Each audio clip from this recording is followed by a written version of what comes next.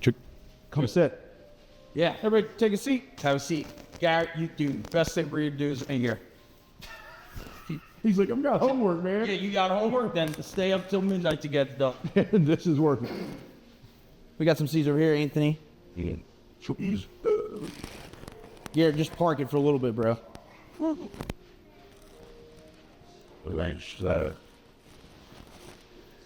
Good. All right, guys. So happy that everybody came out. We have a very, very special individual here that I've been very fortunate to spend about the last week with. He came in the door, and all of a sudden we met, and he's like, "We're friends now." I was like, "You didn't give me a choice."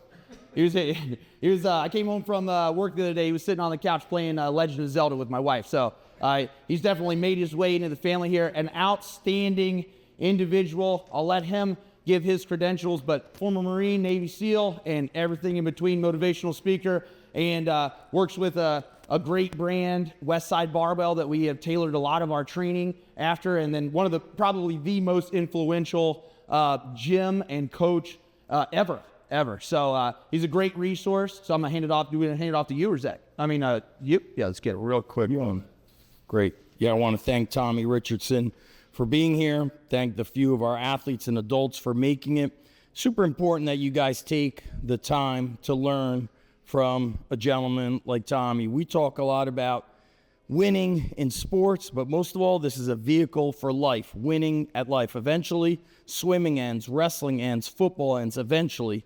And the goal is to take those lessons and apply them to life. And we have this conversation a lot, Nate and I, Coach Matt, Tommy, is that the way things are set up for you guys now in schools is that we're always protecting you, and it doesn't really prepare you for the demands of life, or even sometimes the demands, the tougher times of sport. And so Tommy's going to talk a lot about developing not just physical strength, but resilience, inner strength, which is the most important thing to be successful in all aspects of life. So I think today, this opportunity to learn from Tommy is going to be a life-changing experience that you'll remember forever. And we've got a few of our adults here, and it's super important for us because it makes us better dads, better husbands, better men.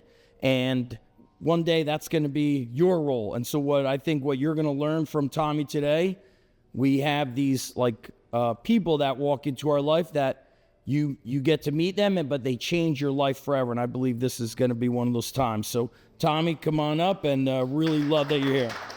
Oh, man. Thank you. Thanks. Appreciate it, Zach. Nate, appreciate it, guys. Yeah, it's funny. You go everywhere, and everybody talks about when you get out of the military, and I'm sure it's that with, anywhere within some sort of elite organization. We're talking about earlier, first responders, the veteran community. It's always about finding your tribe and finding your culture, finding whoever it is that can help lift you up. And it's so cool to be able to connect with, guys like Zach and Nate and everybody here at the Underground, because they've developed a culture here of family and of strengths and of toughness. And it's really, really cool to see that and just come in and be able to interact with some of the athletes and then some of the parents as well. And it's very, very refreshing to see something like that wherever I go. Like, I'm not going to say it's few and far between, but it's few and far between. But it's really cool to be here, and thanks for having me here at the Underground. Yeah, we're going to talk a little bit about resiliency. That's kind of what my business is now, is helping people, whether it be companies, whether it be individuals, build resiliency based off of a lot of the experiences that I've had, which I've had a very interesting experience with life. I would say I've lived probably several lifetimes. And the key piece of resiliency that I'm going to tell all of you guys up front of what got me through everything, and to me, it is 100% proof of the power and the strength that you can get from Jesus, because that's what pushed and drove me, right? And why he multiple times saved a sinning, crayon-eating idiot is beyond me. Nate says special. I always say, yeah, blue parking spot special. That's about as special as I am. You know what I'm saying? I barely make the handicap roster. It's kind of lighting everything up. And but I'm basically going to tell you guys my story, right? Or a little bit. I'll give you the wave tops. We'll get the Reader's Digest version.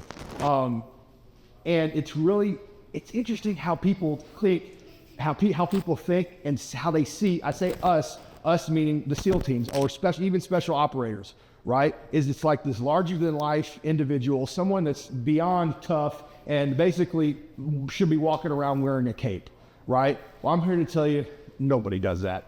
Every last operator puts their pants on one leg at a time, just like everybody else. Nobody's wearing a cape. Nobody's Superman, right?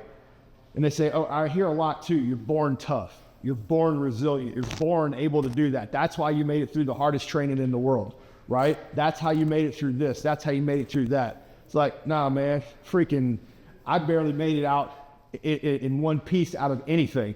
It was good Lord carrying me the whole way.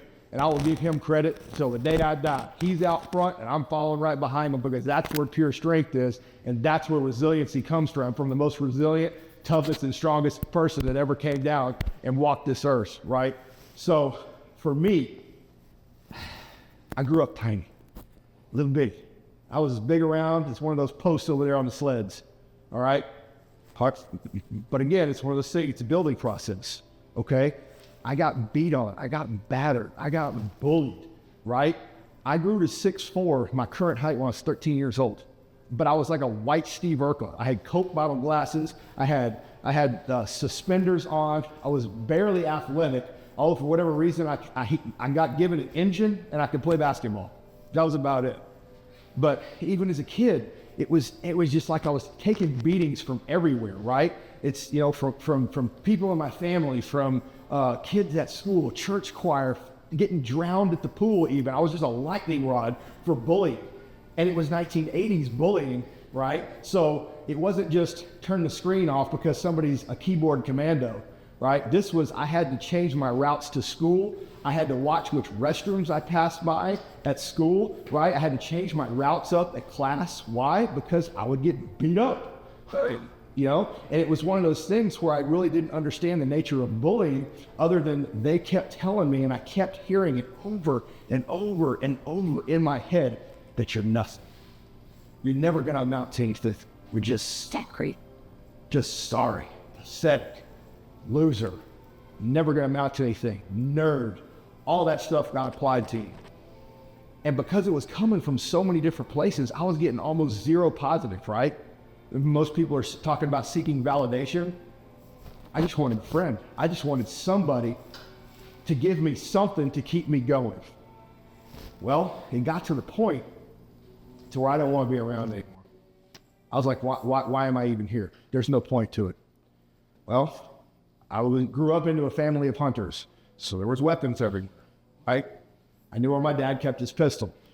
One day, after a really bad beat down at school, grabbed my dad's pistol, went in the back, went into my bedroom, locked the door, and just sat there. And I stared at the weapon for a while. And I was like, yeah, this is going to be it. I'm done. I have nothing left. All my energy's gone. Everything's sat. That's it. Picked up the pistol. And it's one of those watershed moments of your lives where you remember the smell and you remember the feel, the touch of everything. I remember the shine. I could actually see the bullet in the barrel as I started taking the slack out of the trigger, right? And right as that hammer was about to fall forward, I heard an audible voice, literally heard it, say, stop, don't do it. I've got something for you. I mean, it hit me to my insides. Like it couldn't get any deeper into my bones. So took the slack out, put the pistol down, and I just sat there for a minute and was just going, man, I don't know where to go with this. Put the pistol away, and it was just like, well, I guess I've got to keep going. And I was embracing what would then become a Marine Corps adage called the beatings will continue until morale improves, right? So you kind of let that one sink in for a little bit. And really what it was telling me was to be resilient, that no matter what comes your way, you've got to suck it up and move on. Okay? Well, I had several idols, and most of them were basketball players when I was younger, right? I really liked David Robinson. I was a huge Larry Bird fan. I loved MJ, all the hard workers. And I started liking guys because they were violent, because that's kind of where I was moving towards, right? Guys like Bill Laimbeer, Kevin McHale, stuff like that, right? James Worthy, huge fan. So I just started mirroring my play, and I think Larry Bird came out with a book called Drive, and I read that, and I read his story within, with how he was working through French Lick, and he was just, all he did was work. He got to where he wanted to be by working. Like, all right, I'm going to start sleeping with a basketball. I'm going to start going that route. Did pretty good, right? But at the same time, I was still taking my licks at school. Well, I started martial arts. I was fortunate enough to have my parents be able to afford for me to go and take lessons.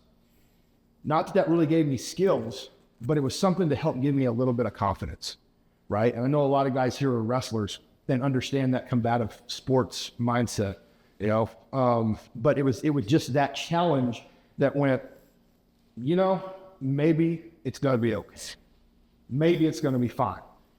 And it wasn't till junior, senior year of high school that I actually won my first tussle. And it was against a pretty well-known guy within the school. And as soon as he went down, people started letting off the gas on me. And I'm going, there's really something to this. Okay. So then it's, well, maybe I won't change my route up, and maybe I'll learn to stand toe to toe. Maybe I won't run, and instead of fleeing from my problems, I'm going to start facing them. Okay, outstanding. Well, there was an individual within my family that was considered like at least in my mind, was like Captain America. Everyone had looked up to him. Everybody thought that he was the one. I had several members of my family who were in the military, but a lot of them were pushing towards the Marine Corps because they were the toughest, they were the hardest corps, they were the first to fight. That was where you're going to gain respect. And this individual that I was telling you about actually was in the Marines for a while, and then went on into the FBI within the hostage rescue team. And I was like, all right, well, I'm going to go do what he did. If I'm going to start getting respect in my family, maybe get respect everywhere else, that's the route I'm going to go. So, sign up for the Marine Corps. All right, sick, let's do this. So I go in, and I remember one of the senior drill instructors there was doing an inspection. Now, my family member was an intelligence, that was his MO as a military occupational specialty. He was intelligence. I was like, all right, well, that's the way I got to go. And the drill instructor was asking everybody what their MOS was going to be. What did you want to do in the Corps? What did you want to give to the Corps? That was what was interesting too. It was about giving. It was about taking. What are you going to give to the greater group? That's where I started learning about teamwork and how to really work as a team and not just be the best individual. That's where it then started for me. I remember him cresting the corner of the barracks as he was asking people, and something in me shifted. And I went, I've got to blaze my own trail. Whatever it is that I'm going to do, I'm going to blaze my own trail. And that's when I decided to go into the infantry. Because if there was a fight that was going to, now this is pre-9/11, this was 1998. So there was no war going on at the time. There wasn't any massively forward deployed forces. But I was like, if anything's going to kick off, I want to be the one that's in the mix.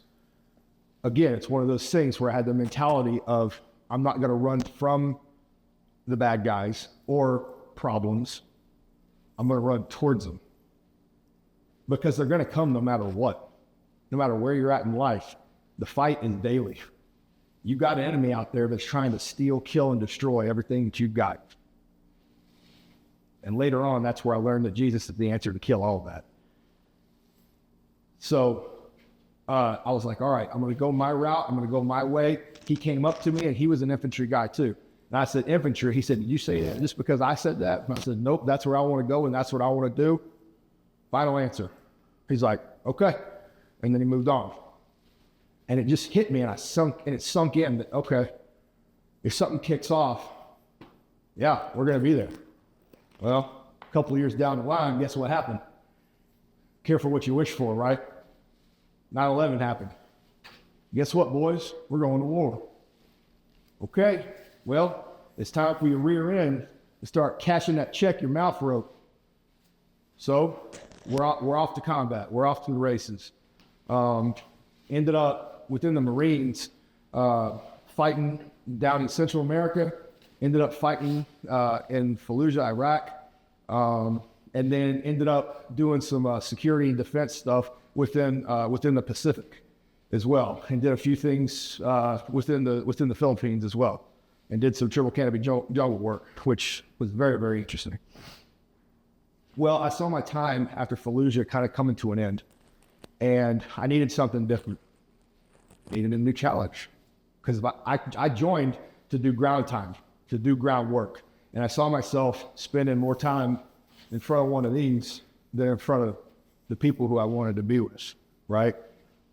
So I grew up with a set of twins that became pretty well known within the teams, and one of them became, well, they're both kind of little micro celebrities now. I won't give them that much, right? But one of them was at jump school down at Fort Bragg, and he drove up to talk with me at Legit, and he was like, hey man, why don't you come over to the teams? And I went, is that a thing? He goes, well, my brother kind of went through some stuff. We know some people. Tell you what, we'll set the dominoes up. It's up to you to knock them down. Meaning get me interviews with high-end folks. And they're like, just basically telling me to go in and be like, sick, let's do it.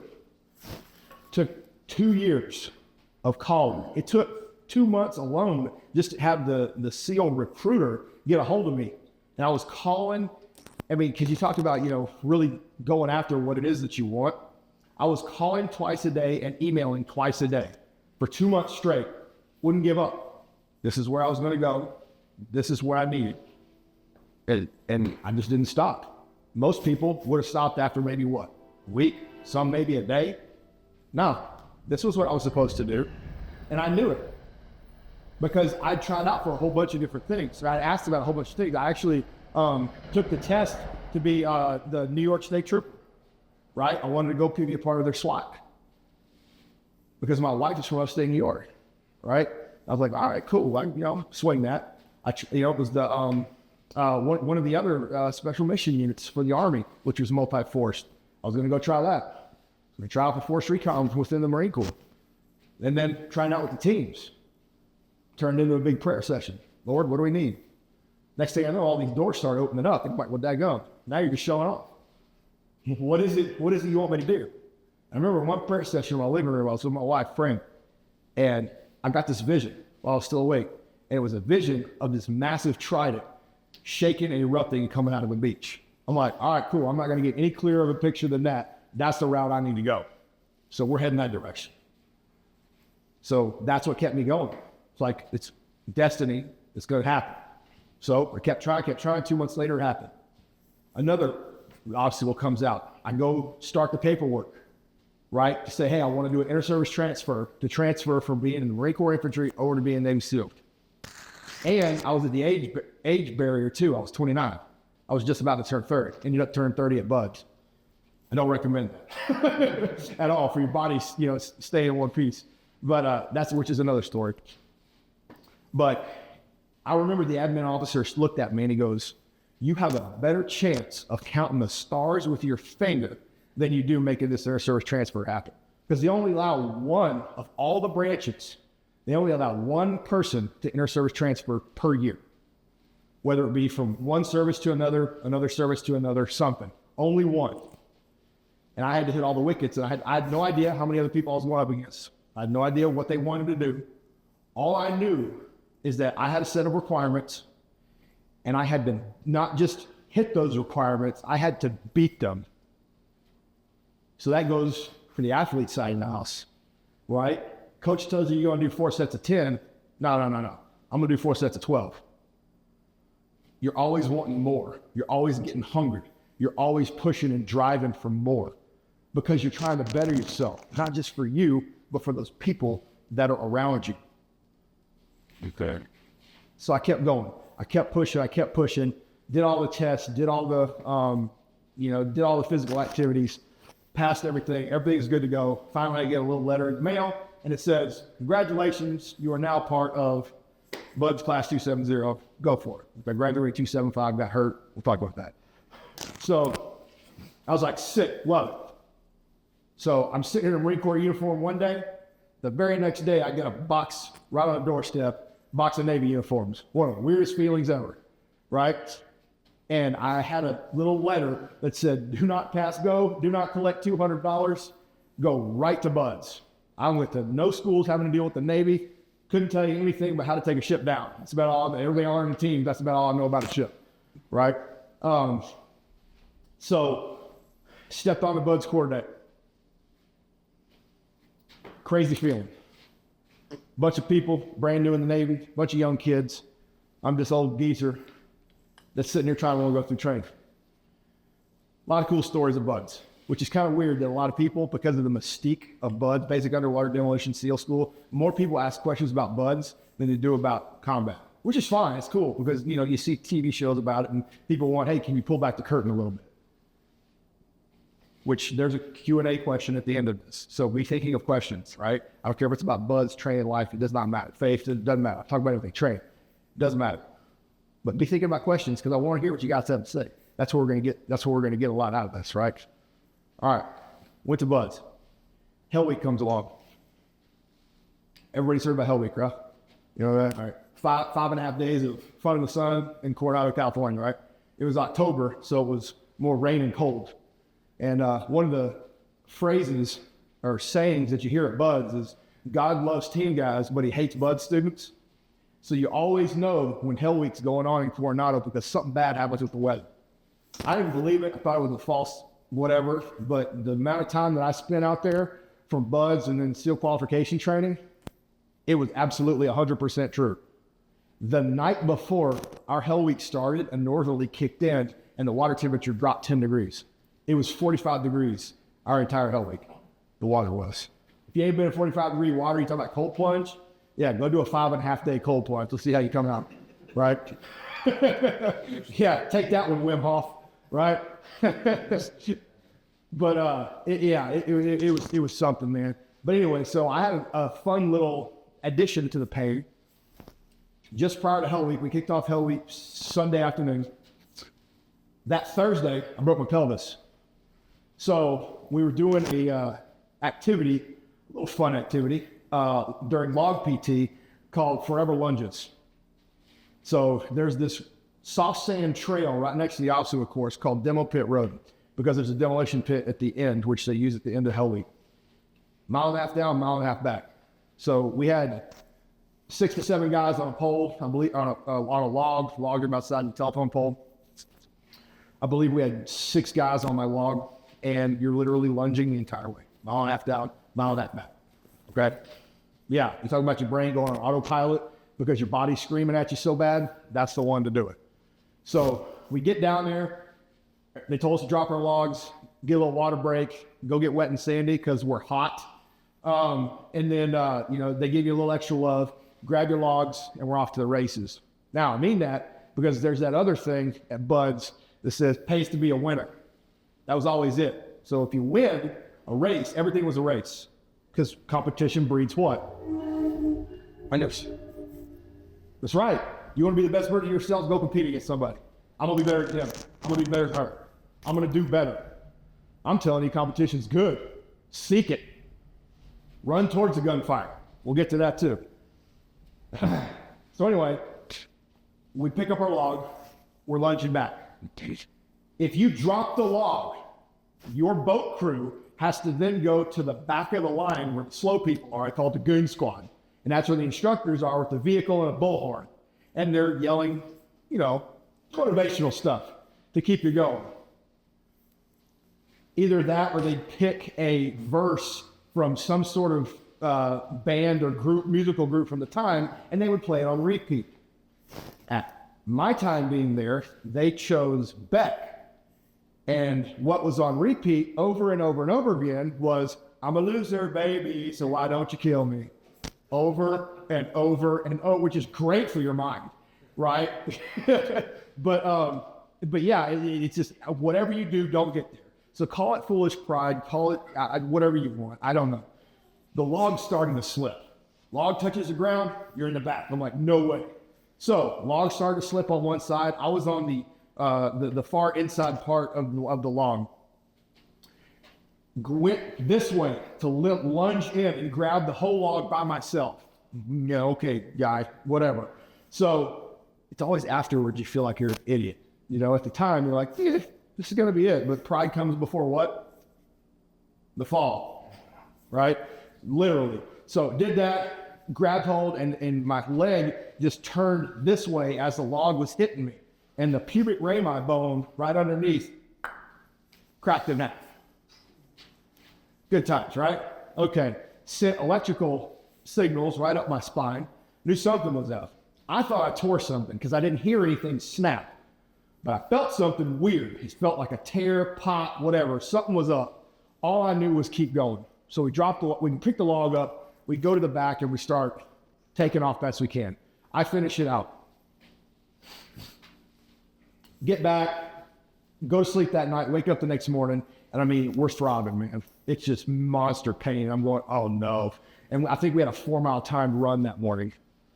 First and only run I ever failed, right? And I'm running, just dragging along the best I can. I didn't come in last, but I did fail to run. And I got my incentive training after I failed to run, you know, because I went too slow from the instructors. And then when we were up, they were like, you know, they look at me and they go, okay, so what's wrong with you? I said, I don't know, man. It feels like somebody just hit me with a jackhammer right in the groin. And they go, all right, go to medical. Go to medical, let's send me up, get an x-ray. Sure enough, bone's broken in half. Well, you have to get medically cleared to go into Hell Week by the doc, who's the surgeon, the lieutenant commander, the highest officer in charge of the medical facility. Now, this doc had a little pin that I recognized. Now, every corpsman and every chaplain, corpsman being a medic, within the Marine Corps are in the Navy. Marines don't have theirs on their own side. We all bring them in from the Navy. They wear, you know, a Marine Corps uniform, and but it still says Navy. They just wear the MARPAT. But they get this little thing called the Fleet Marine Force pin. So when they go back to the Navy uniform, they can still wear it, and it shows it's serving Fleet Marine Force. So I looked at the doc, and I'm like, you're a devil doc, huh? Because they call Marines devil dogs. We call them devil docs. Get it? Play on words. Okay, cool. So I was like, where'd you serve? And he was like, I served 2nd Marine Division. I said, really? I said, I was a member of 3-8. He goes, really? I went, yep. And he knew because I had the Marine Corps tattoos. He knew I was already in. But he was sitting there looking at the paperwork. You know, he's sitting there staring at that box that says medically unqualified versus medically qualified. It's one of those type deals, right? And Doc looked at me and he's like, man, you know, this ain't good. So I said, all right, Doc, I'll tell you what, let's pull back for a second and let's think about mission planning. Now, when you're doing a mission and you're doing planning, you think of a couple of things. One is called the most deadly course of action, and the other one is called the most likely course of action. Helps you start contingency planning for things that may or may not go wrong on whatever operation you're in, right? So I said, Doc, give me what's deadly. He goes, okay. He said, if you, because, you know, we're running boats on heads, we're doing log PT and all this other stuff and doing rock portage and all this other, he goes, if you lunge wrong, if you move wrong, if you do another thing like you did before, he goes, that bone could splinter off. And when it splinter off, it's basically like a razor blade. And it can sever, you know, the arterial bundle that's inside your pelvis. You can bleed out internally and die. And I went, huh, okay. What's the most likely course of action? And he kind of looked at me and he goes, you'll make it, but you're going to go through some pain. And immediately my brain went back to Rocky IV. If you haven't seen it, for goodness sakes, America, go watch Rocky IV, right? But it was when Apollo's trainer was in Russia with Rocky. And he told him, he goes, well, Rocky's sitting there thinking about it, you know, looking at the picture of Drago and, you know, watching the picture of Apollo and everything, which, you know, Drago killed, spoiler alert. And he goes, you won't have to go through hell, but I know at the end, you're going to be the ones that left standing. That's right where my head went.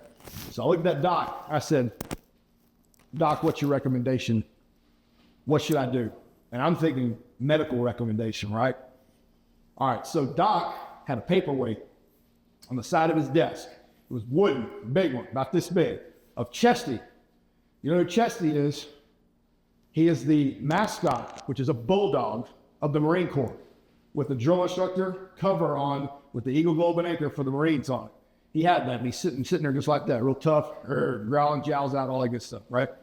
He takes that, he doesn't say a word.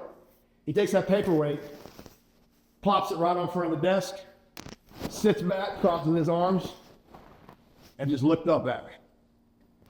Now, looking back at him, a little squirrely smile, right?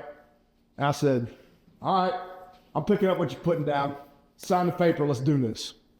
Off to the races. Now, we started Sunday afternoon. Med checks don't go till Tuesday. Tuesday was when they could give me a Toradol shot, which would numb me up for about 12 hours, which was kind of funny because it was during the daytime and the hard stuff and the main instructors all came out at night. So I felt the worst stuff, but dude, I remember when breakout happened, the first time they go hit the surf, come back, and we're all at grinder doing grinder PT. The first exercise, I'll never forget, was 8-count bodybuilding. So drop back, as soon as I dropped down, I had to drop down to one leg and kick one leg back because I couldn't like bend it. And I was like, oh, here we are. It turned into a 5.5 day time with the Lord. I was praying out loud, all kinds of stuff, man. I was in so much freaking pain. He got me through it. Made it all the way through. And then at the end of Hell Week, I remember they brought the flag over the berm and they secured us. And it's like right when they said you guys are secure, to go back to the grinder where there was our brown t-shirts, because you graduate Hell Week, you swap from a white t-shirt to a brown t-shirt. There was our folded brown t-shirt with our name stenciled on it, full Gatorade, full pizza. And then it was time to go take a coma. It wasn't asleep. I think I was asleep for 18 hours after Hell Week. But when they said secure, I remember I couldn't even climb up the berm. It's like all the pain just hit me right then and there. And I got medically rolled. Thank God, but it was just like, for me, I had to get through Hell Week in order to prove myself that not only was I the old guy, I was also a class leader, but at the same time, I wanted to do this. And again, it was one of those moments where it's like, all right, you said you're going to go and do this, and they're going to have to kill you to get you to quit. You know, how I did, cashing that mouth check. We're going to do this, we're not going to do this. So, face death, and let's go. Made it. Good Lord brought me through it. Lifted me up the whole way. Worst pain of my life. To this day. Consistent pain. Hearing. Went through the rest of the buds. Knocked it out. SQT knocked it out. We're off to the races. Again, get what you asked for, right? So now Afghanistan is coming. Europe's coming. Arabian Peninsula. A bunch of other different deployments, man. A lot of good times. Saw some great things, saw some horrific things. Seen the best and the worst that a human being can do. It hit a lot. Buried more people than I like to. I don't want to bury any of them. But friends died. Lots of stories, lots of good people. Brothers. So, but I learned what team was. And I learned about how to care for somebody else more than you care about yourself. And that was huge. That I don't matter. These guys do. But I want to make myself the absolute best I possibly can, because they're doing it for me. So that I know that when I'm going into that house, or I'm going into that building, back to back, plate to plate, with the guy behind me, I don't have to turn around. He's got me, and I got him. Only in the most severest of, I'm not going to say schools, I'm going to say situations, are you going to find out, one, what you're made of, and two, if you can look beyond yourself in order to survive.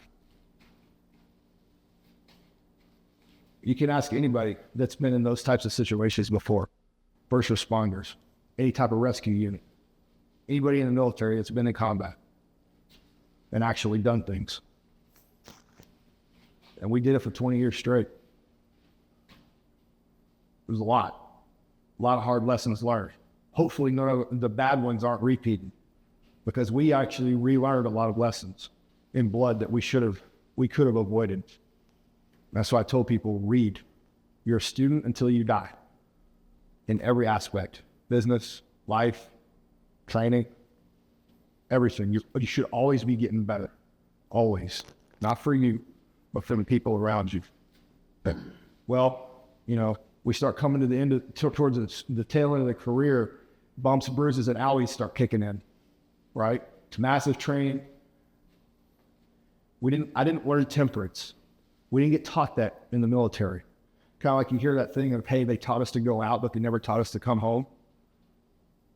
They taught us to go, go, go, go, go. I call it the supernova effect. They teach you to go. A star burns its brightest just before it dies. Called supernova. That's exactly what happened to us. We burned it down at work. We burned it down after work. We didn't learn what I call the 3 R's. Rest, recover, and regenerate. Which would have made me, everyone else, so much more effective. And it's the problem with going and going and going and going is 1, you don't know how long you're going to last. 2, you're not going optimally. And 3, it's a matter of time before you break. Because you're not building yourself up, you're slowly or quickly breaking yourself down. That's where proper training comes in. That's where finding the right coach comes in. That's where finding the right training system to get you to be the most optimal version of yourself that you could possibly be. So, with all the other things that were standing up against me, I had injuries start happening. Knee blows out in Afghanistan. Finished out the deployment on it. Pride. It's still that pride lesson, right? Original sin was hitting me over and over and over again. And I still couldn't figure it out. Kept going, kept going, kept going. Lo and behold, I had knee surgery. Doc says you'll never squat heavy or do anything heavy on your knee again. Well, I couldn't believe them. But that ain't in me. I was like, all right, just wait. I go and I listen. I was stubborn too. I didn't like to listen. But I listened. We had a really, Stu Bender, you're out there, you're awesome. Yeah. I listened to him and I did the protocol exactly as he said because of his track record. I knew who the guy was, and he wasn't just a physical therapist. He was a dude, he was a mentor, and he was hardcore. I remember going into the PT clinic on the base, it was just for Naval Special Warfare, and it was called Stu's House of Pain. And people took that as, you know, a challenge. Oh, he's a tough guy, this, that, and there. Like, no, he told you that through pain you're going to heal, but it's going to hurt. But you're going to get there, whether it be surgery, this, that, and the other. And he wasn't there to baby. He was there to get you right. You can listen to him or not listen to him. So I had another SEAL that was right beside me. He had the exact same injury, had the exact same orthoscopic surgery on his knee that I've had. I followed the protocol and took a year to get right. He did not.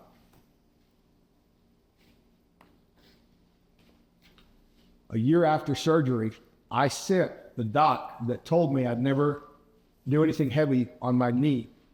I sent him a video of me in a strongman competition towing an 18.75 pound, 18,000 pound truck.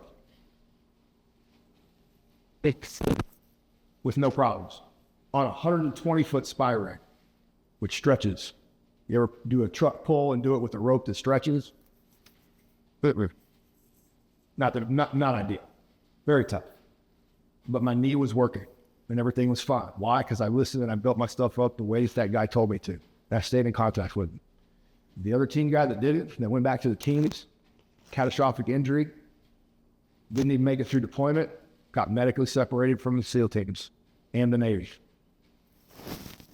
And that was another watershed moment for me, is that if you find the right guy, listen, and you apply it to yourself. Why? Again, it's the same message, not just for you, but you as a tool for your team and being that implement for everybody else around you. Because if you step off the line and then come back real quick, you might have some, just like just starting off in the gym, you might have some beginner gains. You might be okay. But that's also one of the most dangerous times is being a beginner in the gym because you don't know your body and you don't know how to train. That's where injuries occur. You can have that catastrophic injury and then you're gone. So training is a marathon, not a sprint, especially in a strength game. Really in any game. So I came back from the knee. We're going from like injury to injury, right? Next thing, pride got me again. Blew out my shoulder on the Arabian Peninsula. Had three surgeries in one. Still to this day, I can't move my arm over my head. Doc told me I'd never bench again. Okay? Bet. Went through a year straight, 5 days a week of physical therapy. Couldn't get it back to where it was at. Had the wrong physical therapist. I called my boy, Stu, and I was like, hey man, you got something for me? He goes, I got something for you. Because I had switched units. And he goes, all right, I got you. Gave me the protocol, followed it to a T, started getting strong again. A year later, I was under the bar. I couldn't even bench press the bar. I had to go to the smaller dumbbells because I couldn't bench press 45 pounds. In my head, I was like, maybe that doc's right. He wasn't. He never told me about overhead. I figured that out for myself. It's like physically you look at the nub inside of my shoulder, shaved in half, and actually catches. Shoulder's not going anywhere. But I went down to the Andrews Institute, where Exos is, works on NFL players, and they, using explicatives, they told me how my shoulder was. And I was like, is that an official term? And they said, for yours, yeah. And they go, you need a new shoulder. And I went, nah, I don't need a new shoulder. I just need the right trainer to get me back.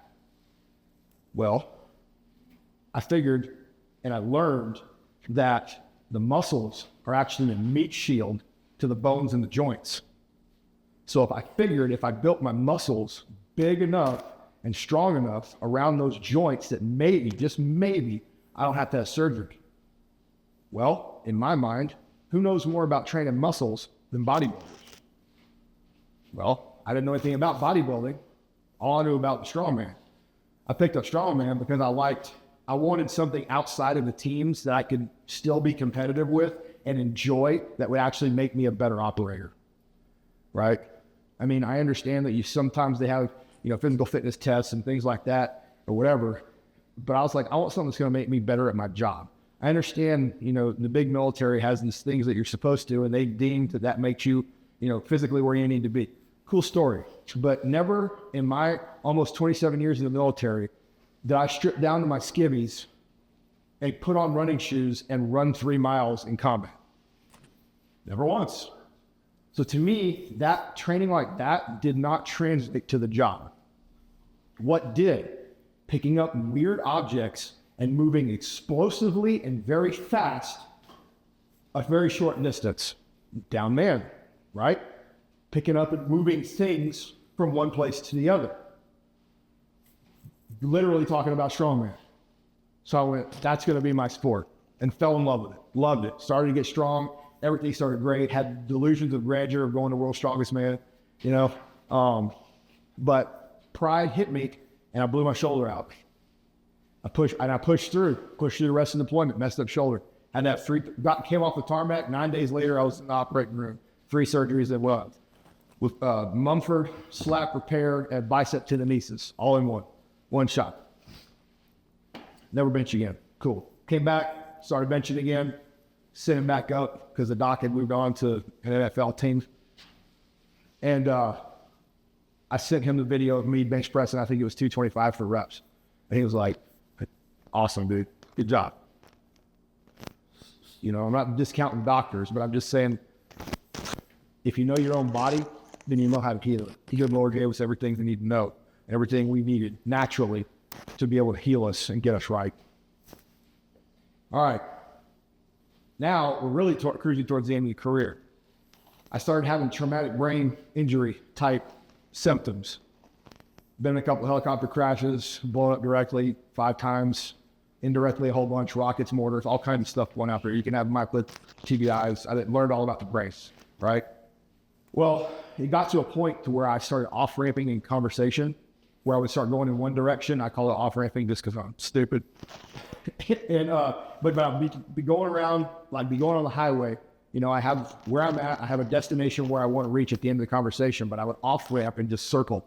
And I would try to talk around the conversation, trying to get back on the highway to get back where I was at. Sometimes I'd make it, sometimes I wouldn't. But I realized that I was doing that.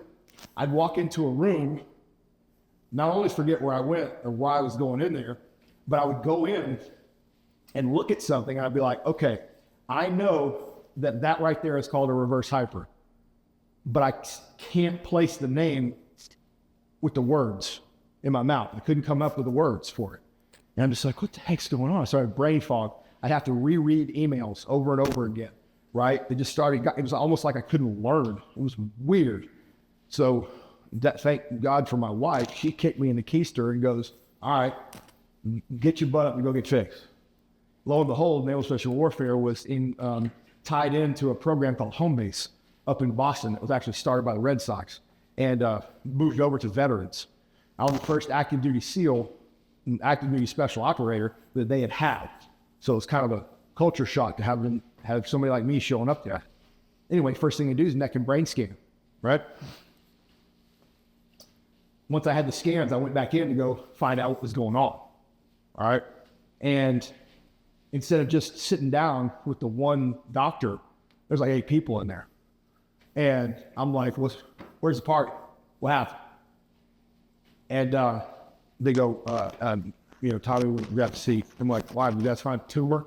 And they're like, have a seat. And I'm going, oh, you have my attention. I'm going to go ahead and have a seat. And sure enough, there was a old school gobstoppers for the aged people in here, young kids, really hard candy, about that big, was a size tumor was attached to the back of my brainstem. And I had a cyst about as big as my hand inside my skull pushing my brain forward. And the tumor was actually attached, so come to find out, around one of the optic nerves. So they said, well, a couple, 3 things are going to happen. Either one, it'll disappear and go away, least likely to happen. It'll solidify and just be a rock in your head, because they said I was asymptomatic because I had the TBI that had problems, right? I didn't really have problems saying that I had a brain tumor. But they said if it grows, it'll push against your brainstem and it'll cut off the fluid delivery system from your spine to your brain. Brain goes dry, you die. So I would have just been walking around someday or whatever and just dropped dead if it kept growing. So they said, we're going to monitor it. They monitored it for 3.5 years and grew to the size of a golf ball. And they're like, okay, we see where this is going. We're going in. Next thing you know, I'm having brain surgery. Slight hiccup, slight speed bump in life, right? I remember going into the cancer unit and seeing everybody else with the axe wounds in their head, like they lost a fight with an old school lawnmower. And they just look like invalids, man. Like they'd given up on life. Hunched over. Kind of look like male and female versions of Mr. Burns. Just frail. Just frail. I remember looking at them and going, that's not going to be me. No matter, I don't care how I come out. If I'm alive, if the good Lord deems it that I'm alive after this surgery, I'm coming back better. So I went back and I trained as hard as I possibly could. I got with the Human Performance coach and I started setting PRs on things that I never thought I'd get PRs again. And I just started going full send. I didn't write any of them down because it wasn't for anybody. It was for me. Like, why'd you do that? Why'd you go for pitches? It's like, you're going to be dead. You won't realize all that. I know. But I know I gave everything I had up until the end. So I did. I trained like I was going overseas. I trained like I was going into a fight. Because, if you were in the best shape you possibly can be before surgery, you'll heal faster going into surgery because you set the conditions for your body to be a healing machine. And that's what you want, to be in a constant state of breaking down and building back up. Because that's what your body is. It's a machine. That's where I got that whole adage of if you slow down, you go down. You have to keep moving. No matter how young you are, no matter how old you are, you got to keep pushing. You got to keep driving. All right, so I had the surgery. While my brain was exposed, two things happened. One, I had a stroke. Sick.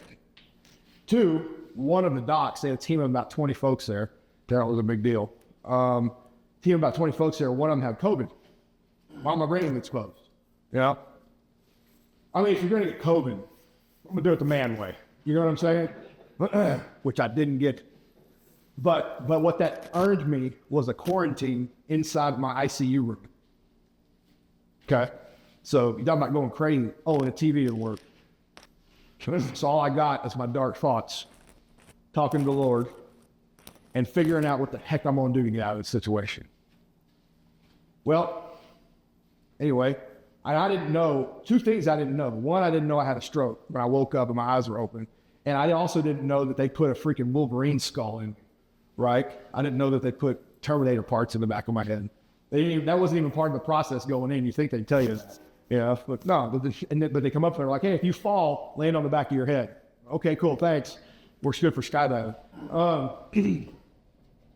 So anyway, I get up, I wake up, and I open my eyes. And I remember I said that tumor was attached to an optic nerve, right?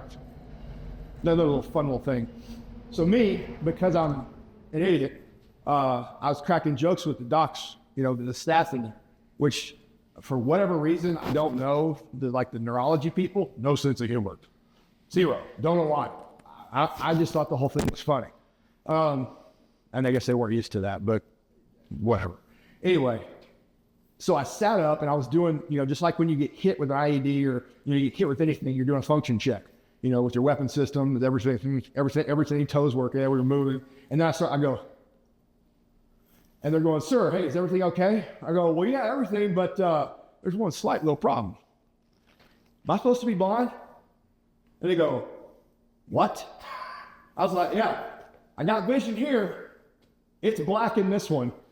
And they go, and it was like all stop. It was like they hit that. They called the surgeon thing, which they started flipping out because apparently after the surgery's done, the surgeon doesn't see any of them. They never saw them in ICU. And the surgeon came down immediately. It was like, oh gosh. And I said, well, what's the deal, man? He goes, well, it's attached to one of the, I think there's 7 optic nerves. It was attached to one of them, and it's, I said, well, it's still attached. Do I still have an optic nerve? He goes, yeah, you do, but it's like flaccid. And I went, it's never happened before. But it's just like, okay, is there any way that it can somehow be trained or tightened up or something? And he goes, I don't know. It's like, all right. So we came to the agreement, we'll just give it time to see what happens. Wake up the next morning, and instead of a light, I feel like Han Solo on this one when he came out of the carbonite for you Star Wars nerds. He's black, instead of a big dark motor, it's all a big light blur. So that's exactly what I saw. I just saw a big light blur. I went, progress. We're going to be okay. Everything's going to be fine. Prayer section, Lord, heal me up. Let's do this. And lo and behold, vision came back. Now, they had given me, because of where it was, they had given me 80% chance that I was going to be double vision for the rest of my life and I'd have to wear prism glasses. Instead, my vision didn't go to 2020. It didn't go to 2010. It went to 2008. Freaking eagle eyes. I don't know. Whatever. Didn't make any sense. The doc that was there, Polish guy, he's hilarious. He's just like, I don't even know what's happening right now. I'm going, well, he's just big American winning machine. You know what I'm saying? I don't even know. But all I can do is just crack jokes. He starts laughing, and I was like, I don't know, man, but this is pretty cool. And he goes, yeah, it is. I was like, all right. And of course, they all are like, what'd you do? And this, that, and the other. And I was like, apparently, I know somebody you know. His name's Jesus. Now I'll check him out. So anyway, that happened. Next thing, I saw a step down. You go from ICU to step down. Step down basically is like an all in the family, again for the old people, style housing little unit that's downstairs and nothing's comfortable. Everything kind of smells like sour things. I'm good. I didn't want to do that. So I was like, all right, my ICU bed was comfy. It was cool. So I said, and they were only going to give me 5 days in ICU. So I said, you're going to discharge me from this place in 5 days. And they go, what? Like you just had your head coat when this, that, and the other. I said, what is the criteria? Because everybody knows you don't heal in a hospital. What is the criteria to get me out of here? And the criteria was the physical therapist. The physical therapist comes in, all bopping around. Hey. I was like, I don't need a motivational speech. I need you to be real with me. What is it that's going to get me out of here? No, I'm serious. What's going to get me out of here? Okay, you have to be able to walk forwards, walk backwards, walk side, walk up and down stairs, forwards and backwards, unassisted. I went, check. I'll see you in 5 days. Okay. Beth. I don't know what nurses and people write on clipboards, but they were doing a lot. I guess they weren't used to an animal. Of course, I'm the idiot that makes the joke that goes into ISU and goes, man, it's really dead in here. It's just like, I'm stupid. But it's like, but the thing is, I didn't ask to go out of my room, right? It's like, can I please just go inspire these other people? It'll make me feel good, right? You know, and just to knock on the door and it's gonna be okay, or hey, look, brain drain buddies, you know, because I had a drain that was going into my skull and going down into my spinal cord that had spinal cord fluid and little chunks of brain that were going out into a little sac here, right, for pressurization and all that. It's a little damp back there, but whatever. But it was just like brain drain buddies, you know. People didn't think it was funny. I don't know. Like, if you can't joke about stuff, what's it all about? You know, why am I here? So anyway, I'm doing flutter kicks in my bed. And they're like, what are you doing? And I'm going, first of all, I don't want to clot, because that's what a lot of people have post-surgery, right? I actually had a really good teammate of mine that actually got a clot. He died an hour after knee surgery because he went from his knee up to his heart and dropped dead. I went, that ain't happening to me.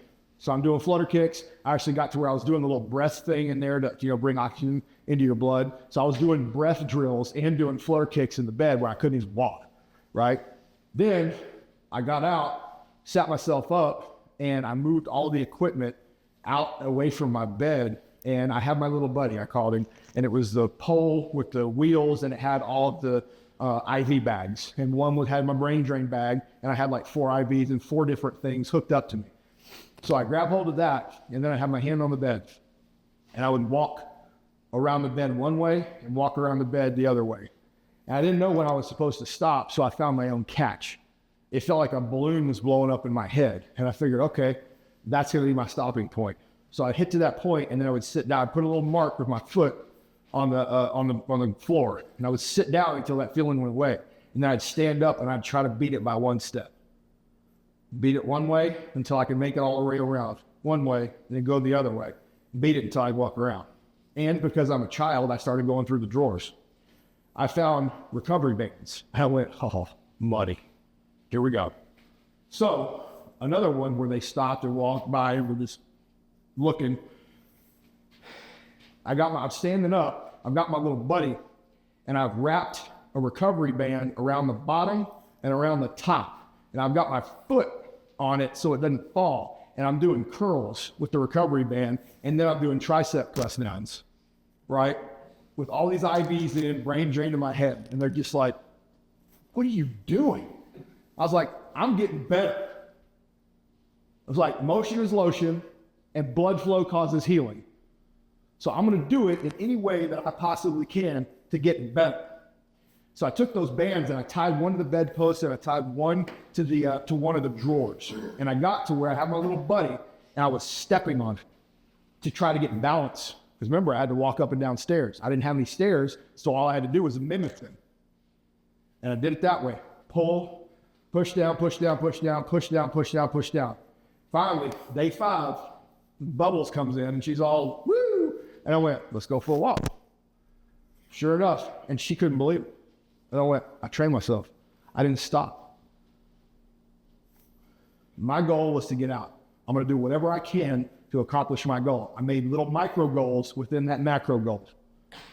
And then I asked the doc, I said, all right, talk to me about rehab. He goes, that's on you. And I went, really? And come to find out, their job is to get the stuff out of your head. They're the best in the world at that. Stay in your swim lane, right? I get it. Or stay in your sandbox, whatever analogy you want to use. Do that. Okay. So I went, well, is there any catching features or things that I should be looking out for? He goes, if you feel or hear a pop in your head, that's bad. Now I went, okay, is there anything leading up to said pop that'll clue me in before it happens? He goes, you'll figure it out. Lo and behold, so for me, it was that balloon feeling. All right, I went back to the hotel and I started doing incline bench. And he told me I could only lift 5 pounds. I went, okay. So I'm benching 5 pounds. I don't know what rep I got up to, but again, I felt that balloon. It felt like a balloon was getting blown up inside my skull. Well, Dum Dum says you blow up a balloon too far, what happens? Pops. Oh, okay. So that's going to be my catching feature. I'm going to come back the next day and I'm going to try it again and try to get a few more reps without having to have that feeling happen. And I did that for squats. I did that for sit-ups. I did it for every motion that my body physically could do. So again, it's one of those things. All right, if I'm going to start training again, if I'm starting life over, I need goals. What are my goals going to be? All right. I just so happened to set all these records and stuff right before I got into surgery. So I said, okay, how long is it going to take me to hit those again? Which tells me that I'm now in the same shape that I was before I went into surgery, and now I can build on it and get stronger. Because remember, I told myself I'm going to be better. So I started writing, and I still have it. I call it the record of strength. Every single day, the vitamins and supplements I took, the food that I ate, and all of the exercises that I did, and where I came into problems with, what I did, what I didn't do. Nobody would touch me. I had one human performance guy, had the intestinal fortitude enough to go, yeah, let's see what we can do. Let's play right. And I went, love where your head's at. Because it could have been a lawsuit. Nobody wanted to touch me because they were like, oh my gosh, the brain. And I'm like, dude, can we just get better? I'm not going to sue you. Let's just do it running. Let's find out what right looks like. Because nobody else did. I didn't have a roadmap. Doc said, write it. Cool, I'm going to write it. So I have it. First goal took 14 weeks and 2 days. Post-brain surgery to hit all of those PRs again. And I have all the roadblocks, all of that stuff. I got that book, brought it back to the command. Hey, you guys want to check this out? It's a metric. It's like, I don't care about, being big. I don't care about the crud. What I care about is helping people. I want people to get right. Here's that book. And they go, cool. Let's go and hang on to that. Okay? Go to the nail hospital. Hey, same thing. Go down to a bunch of other human performance programs, places, all over the country, Go back to the surgeon. Hey, man, you said roadmap, right? Here it is. Cool. I'll show you how to keep that. Again, their job is to get it out, and they're the best around at getting that stuff out of your head. Not their problem. Finally, I made it to one establishment, West Side Barbell. And I told the owner, Tom Barrett, hey, I got this. And he goes, let me have it. I want to read it and study it. And he did. And I went, maybe there's something to this place. And I thought I was just traveling to the Mecca. We'll get to that in a second, right? So, got to the surgery. Now, remember I said I made 2 goals. The other one, call it pride, call it stupid. Crayons are tasty out in Marine, right? So, the other goal, I was benching 5 pounds, remember? I said in 1 year, I'm going to go from benching 5 pounds to 500 pounds. And I did it in 362 days. That's what caught Westside's eye. Did I do it optimally? No. Did I do it the right way? I didn't get hurt, so I guess I did the right way for me. But it was a goal. And it wasn't that I hadn't heard anybody else do it. It's just, I wanted it to see if I could do it. To see if staying consistent really meant something. And it did. I hit that milestone. And then that coupled with the record of strength, I had my first training session. I got the invite. West Side's an invite-only gym. You've seen all of the seen all the shows on it, and he got this idea about what West Side's going to be like, and the training system. And I was ignorant before because I had seen Louis Simmons and what he was doing. Anyway, I was like, quit powerlifting. I'm good. I didn't know that they were that most of those guys didn't even train equipped up until the meet, and also didn't know that they trained athletes also, and that the same system, the conjugate system, worked for those athletes. So I get there, and the first thing, I remember Jason Gussick was with me. Love Gus. And we're brothers from another mother. I love that guy. Former Marine, turned SWAT guy, turned freaking conjugate guru. Now he runs Conjugate Tactical out in Indiana. Great guy. He put me on a giant cambered bar, which I didn't even know what that was, and had me doing good mornings. And I could only do a set of 6. I remember 185. I had no idea how weak my back was. And they said, that's where your problems are. That's the first thing. When I was there, I was like, all right, I'm on West Side, I'm gonna be doing deadlifts or whatever, right? So, doing reps of where you think it's heavy, and it has nothing compared to what they're pulling up. But so he immediately goes, you got weak hips, you got a weak lower back, and you have no hamstrings. And I went, huh. And the way that he was correcting me and the way Tom Barry came in and was correcting me reminded me so much of being in a kill house, right? Run through close quarters combat and clearing houses. Nobody cared about what you did well. They cared about where you messed up. Find your weaknesses, turn them into your strengths. And I was like, holy cow, this is a life lesson. And it applies everywhere. So I was like, okay, let's work on it. He sat there, took an entire afternoon and showed me how to build my posterior chain. And then showed me how to work it in to the conjugate system. I was like, well, there's something to this. Consistency. I started training. I started moving. I had gone to another human performance program, and my knees were jacked up. Dude, I can squat once every 5 weeks. My knees would blow up with fluid, look like about the size of a cantaloupe, before I could squat heavy for me.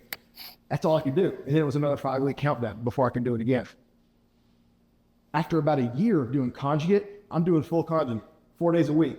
I'm doing legs, max effort lower, and dynamic effort lower body twice a week. And my knees had never felt bad. Why? Because I didn't know how to build connective tissue. I didn't understand what bands are doing. I didn't understand that box squats actually made your regular squats strong. I didn't understand about what the stretch reflex was. I didn't understand that by breaking up the concentric and eccentric chain of squatting, it's not only helping to save your knees because you're sitting back, not down, that by doing that and then adding bands to it and taking the stretch reflex out of it, it's actually helping build connective tissue. When I had my knee surgery, they looked at it, they said, your connective tissue looks like ziti, that thin, real thin Italian noodles, It's 5 times thicker now. They're like, I can't believe it. I went, I can't, because you can build connective tissue. Why? Because that protects the joint. Understanding the system. Louis said over and over again, biomechanics, math, physics, and how that applies to each and every person. It was training. It was consistency. I started the program. I never thought I would be strong again. I thought strongman was it. That was my peak. I hit absolute strength. I had no idea. I started conjugate. Dude, I tell you what, man, doing good mornings. What is it? I've been doing conjugate for 3.5 years now, straight, 4 days a week, nonstop, no missing it. And went from 185, doing a set of 6, to hitting the triple at 545? Yeah, hitting the triple 2 days ago in this very gym. After traveling, 545 for a triple. My back feels great. Nate saw the whole thing, video. It's awesome. Back feels great. Amazing. It was to where you look at the curvature in my spine, everything. I've got scoliosis. I've got phase 1 to phase 3 subluxations from L4 down to S1, from C2 down to C5, right? Degenerative disc syndrome, bulging and herniated discs. My chiropractor, when the first time he saw my back, he couldn't believe that I was even moving. I said, you ever hear of reverse hyper? He goes, nah. I said, you ought to get one. I said, you crack them, that'll build me. But the training, the consistent training, that's what put Humpty Dumpty back together again. Everything that you needed to build up and what I call the three strengths: strength of spirit, strength of mind, and strength of body. You can find all three of those in the gym. It's a proving ground. I send this to plenty of people, right? I can tell everything I need to know about a person through one training session, because you will learn life lessons in here that can carry on throughout every aspect of your life. I've had some of the best prayer sessions I've ever had right before a max effort lift, right? And he's there with me. And despite me backsliding, despite me going the wrong direction, he's always there for me. That's ultimate strength. That's what I can put my complete and total faith in. Talk about stuff that'll never lie to you. The Lord, and 45 pounds will always be 45 pounds.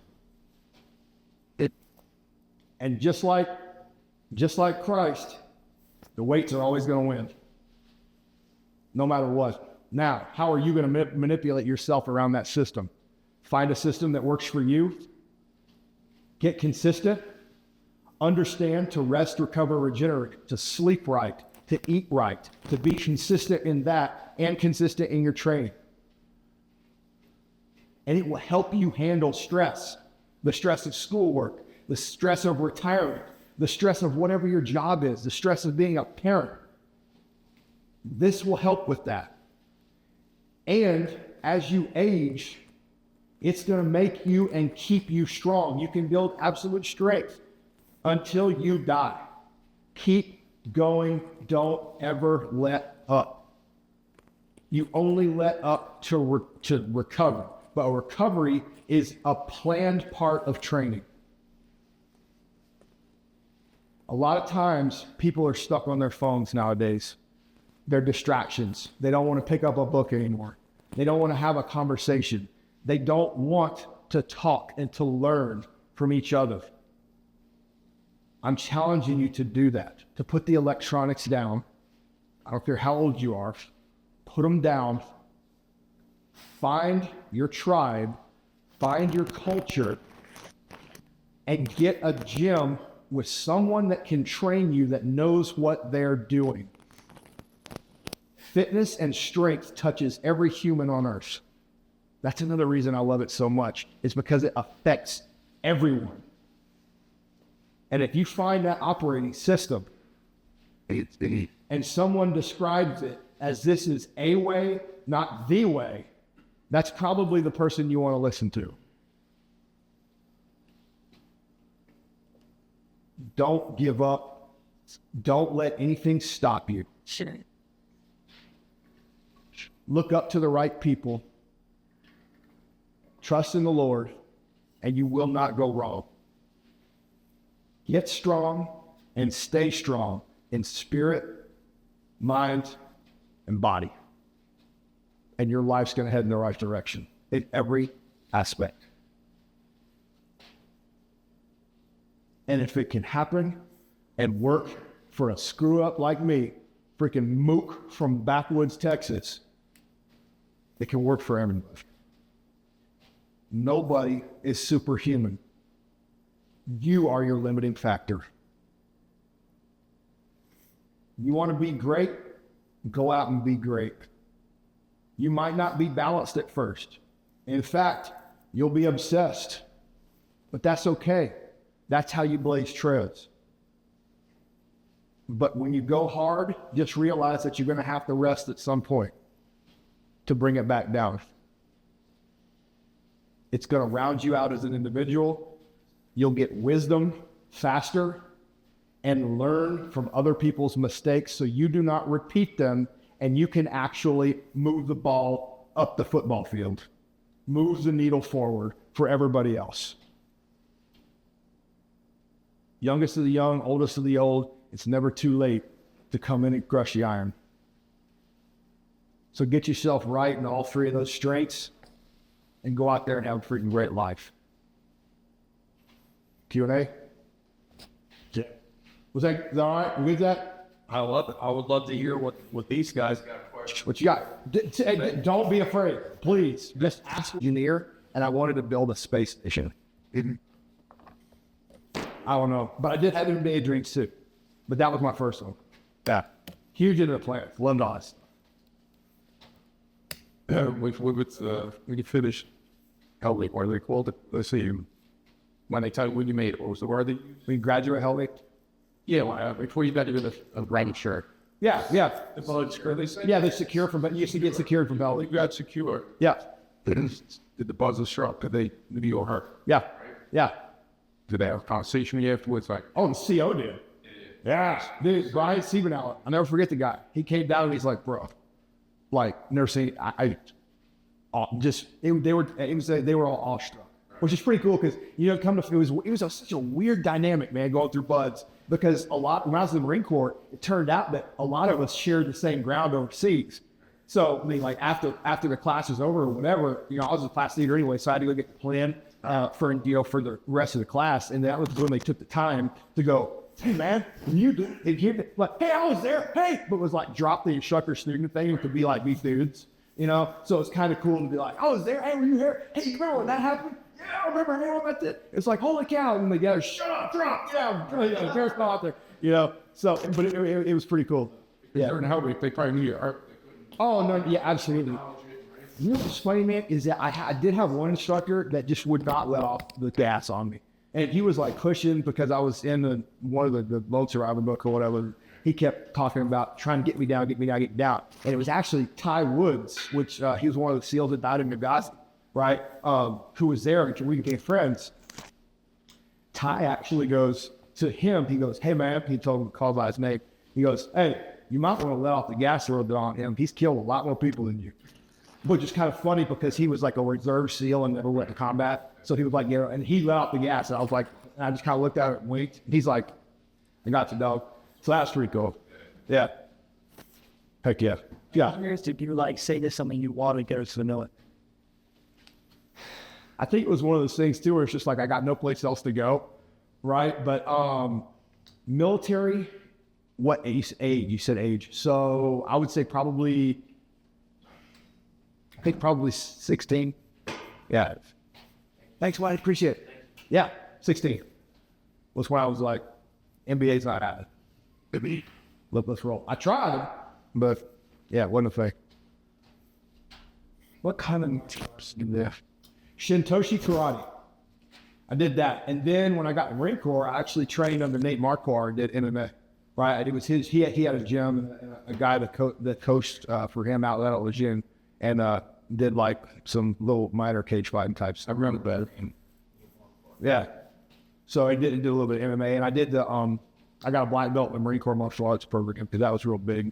Because they went from lane training, which was crazy. They went from lane training, which is more like just brutality, just straight kill strikes, right, to like submission training and mixed martial arts. So I've gotten kind of multidisciplinary on that one. And then when I was in Israel, I got to train Krav Maga with those guys. And then when I was in the Philippines with the Philippine Marines, I got to train their style of knife fighting. And that was cool. Yeah. Mm-hmm. Well, the screamers the sticks. Yeah. So they did the scream and the stick training, and then they also had their form of knife fighting. And that's where I really found out that I'm just going to go with the pistol. Like those dudes, they stab you 50 times before you blink. And I'm like, okay, yeah, I'll go with Hulk smash, man. I'm fine. But they were incredible, absolutely incredible at knives. Yeah, I got a question for these guys. Go ahead. Go, come on. Do you have like a certain Bible verse that you feel that you hold on to like the deepest, or that helped you get through like your hardest moments? That's funny you mentioned that, man. I get that question a lot, dude. I see your hat now. There you go, observational skills. I have a whole bunch of them, man. I really do. But I think I've got a lot of them tattooed on all of my tattoos are biblical. I even changed this is SEAL Team 2 one shirt right here to have the Maltese cross on it, right? And the other one, I was one shirt, SEAL Team 10, had the Teutonic Knights cross as well. I got that tattoo on my back. But, this is for, Ephesians 6:12, the armor of God, right? And it comes up around. And then I've got the lion here, Lion of Judah, right? Jesus.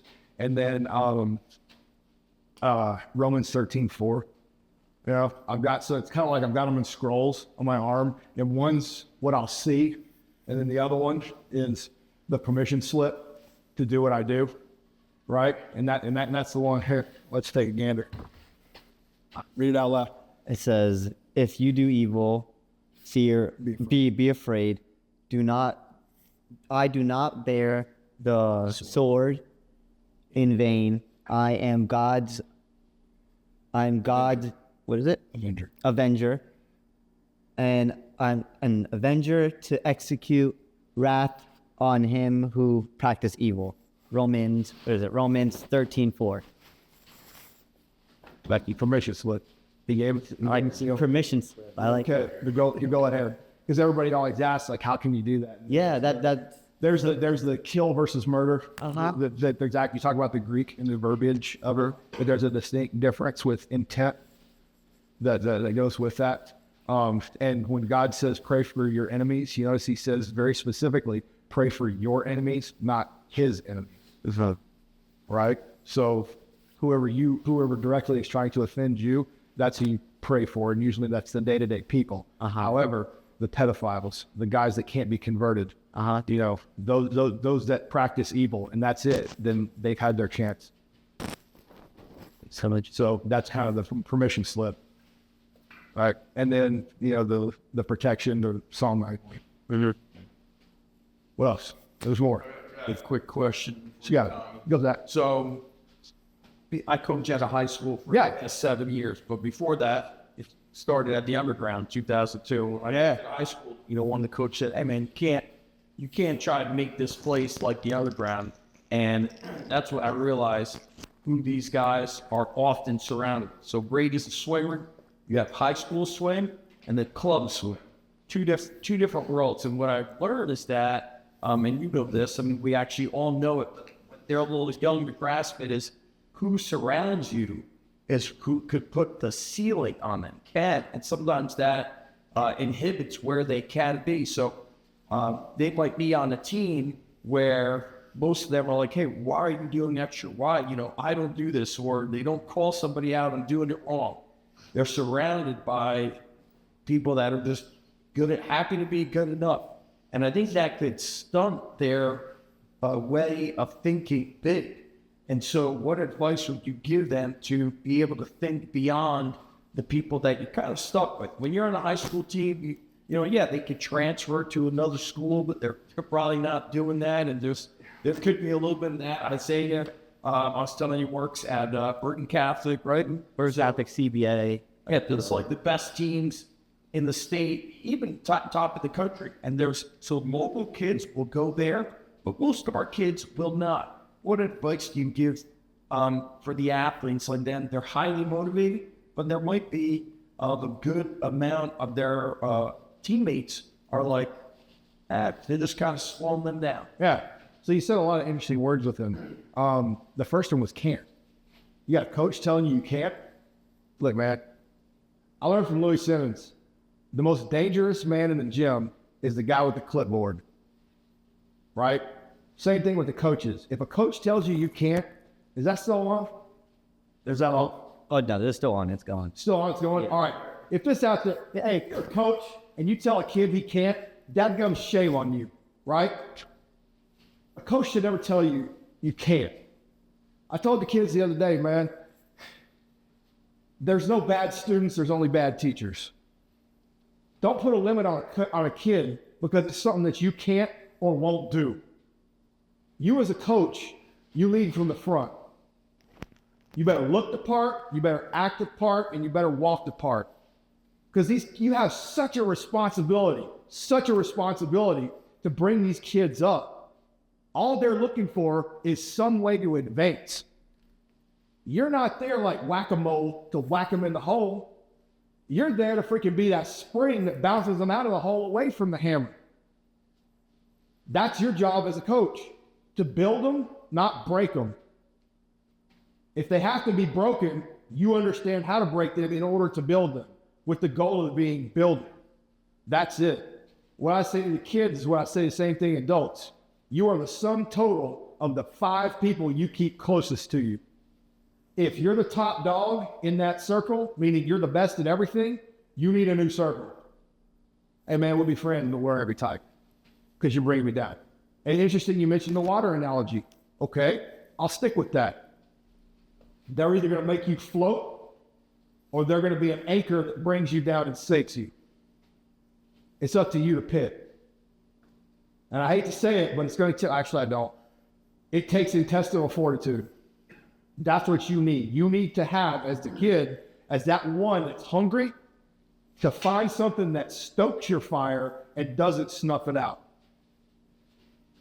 Now, there's reality also of, yo, you ain't gonna make it to the professional whatever sport you are. But here's why. But at the same time, I might not say you're not gonna make it, but what I'm gonna say is, if you're gonna make it, here are the things that need to happen. Here are the people that I'm gonna put you in charge of, or put in charge of you, or put you in touch with, that'll help elevate your game. But at some point, you're gonna realize that I'm either gonna make it or I'm not. And you'll know, you will. But the thing is to find that one thing that you have that you can excel at and will excel at. And that's where you put your fire towards. Is it gonna be a hobby or is it gonna be something for life? What's it gonna be? If you're in a sport that the tippy top crowning effort is the Olympics, okay, well, how's that working for your job? Maybe not so great. Or if it only is a club sport, or it doesn't have a professional level that is going to be enough to make you have a living, make a living. I mean, you might want to realize that and come up with a contingency plan. But it's one of the things too, where once you find that avenue that you want to go, I mean, old folks, you seen the A team, there is no plan B, right? But I love it when a plan comes together. So it's have a plan and execute. In a team, we say plan your diagram plan. Look, maybe little changes here and there, but whatever you want to do, go do it. Man, I even see on LinkedIn in the business world where people are like, I made success doing this, this, this, and this, but those people that say follow your dreams, bah. Dude, I got to be a real live G.I. Joe for a job. You don't know what G.I. Joes are, shame on your parents, right? Like, that was cool. I loved it. I loved my job. Absolutely loved it. And then at the end, we're talking about before, with first responders and military, professional athletes, all that stuff. Literally when you step off the train keeps going, and you're like, God dang, man, did I put my whole world into that career? And that's why I got to tell people, and that's why I love talking to vets and talking to those folks and go, look, man, it's what you did, not what you did. You have something to give. You had tangible things that you love that you could still give back. But again, what I would say, intestinal fortitude, and if the coaches aren't cutting the mustard, you might well find another coach. Because I don't want somebody guiding and directing me that's not going to elevate me to the game that I need to be at. And if you don't have that choice with the other players, if people are messing with you, hell, I got messed with when I was on my team, right? It's stand toe-to-toe, stand firm, and do what's right. You don't know what right is? Go read the Bible. That's what right is. All right. Pretty simple. And then stick to your laurels. Stick to it, man. Stay to your guns. You won't go wrong. And use everything, all those things just as speed bumps, hurdles to get over, to finally get you to the spot that you need. Because that coach out there, that mentor, they're out there. But you just got to keep searching. If you find them here at the gym, awesome. If you find them out at your sport, cool. If you go to your local fire department, local police department, whatever, find somebody that did something that can elevate your games. And keep looking until you get it. But it takes your own intestinal fortitude to keep driving and thriving, just like getting better, right? If you feel like you're being snuffed out and there's not fire underneath you, time for change. Change the scenery. Environment. Yep. Environment's huge. Culture. Yeah, mature. So sometimes being in school, people are on the team, but they're not. I have a buddy that's like, this is how the team is. It's like they're all on the boat. Only a few of them are rowing. some of them not wrong at all, and then another some are wrong in the other direction. That tends to be often a team. And so they have to learn that intestinal fortitude to say, I'm not training with you. You're not my training partner. That's what's, could sometimes put a ceiling on their ability to, you need great training partners, as you know. Yeah, there's a difference between a team and being a good teammate. Yes. Right? You want to be a good teammate. And that goes exactly into what I was saying before about it's not there for you. You're there to elevate the guys next to you on your left and right. You elevate them by being the best version of yourself. Right. That's being a teammate. You care for them more than you care for yourself. And it ultimately makes you better. Absolutely. Crazy, no, it comes back around. Right. At this age, we don't. No, not at all. I'm hoping. Absolutely. Yeah. And I'm not a sword guy. I'm more of an axe man. But I always say the sharpest and toughest of axes are forged under the greatest pressure and the hottest fire. What weapons are you going to go after? And that's another thing that goes into what I was saying about be a man that's going to chase a gunfire. Not actually running into gunfire, unless that's your thing, but do what's hard. Take the high road is usually the hard road. Because everybody can do what's easy, and why would I want to do what everybody else is doing? I want to be great at something. And I want to continue to be great, and I want God's promises for me to be fulfilled. And I'm going to go all in, and I'm going to meet him halfway. He's going to take me the rest of the way. But I realize it, and I chase it with everything I got. Whether it hurts or not. But I always say, try to become unkillable. And I leave a lot of speeches too, saying, be that one that when your feet hit the deck in the morning, all of hell goes, uh-oh, he's up. What else you got? But that's it. These guys are going to go home. They're going to do homework. We're going to talk about writing stuff down. Yeah. Feel like they get home. Like, absolutely. Always take notes. take notes. Yeah. If there was any high points or whatever, even if you come up with any questions, man, hit Zach up. He knows how to get a hold of me. Right? Or hit me up on freaking socials. Yeah, whatever. I know you guys are on. I'm not on TikTok. Yes. But, yeah. Carrots big on TikTok. You can find the what stuff will melt your brain. I mean, it's called brain rot for a reason. You want to keep all them cells where they, believe me, I've lost too many, right? Like you want to keep all those things where God put them and then use them. I like the idea of taking notes. I think tonight let's get back. We're like, you could write like, what are 3 big takeaways I got from Tommy? And I think having a journal is really good. And all we were saying about like the intestinal fortitude, like being a leader is really hard at that age because that doesn't happen anymore. They don't call each other out. You know, I always said, that's accountability, not leadership. Yeah, that's accountability. Accountability. We don't do that here. Yeah. And somebody has to stand the line. A line has to be made, and then you have to stay. It's about standards too, right?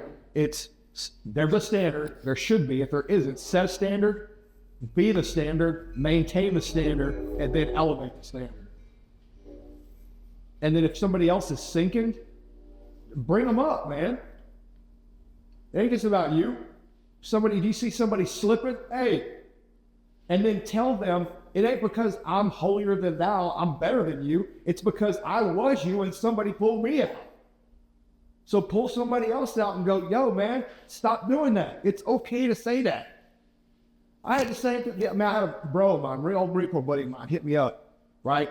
Was texting me and I noticed a trend in everything he was saying. He's down in Florida, right around the game.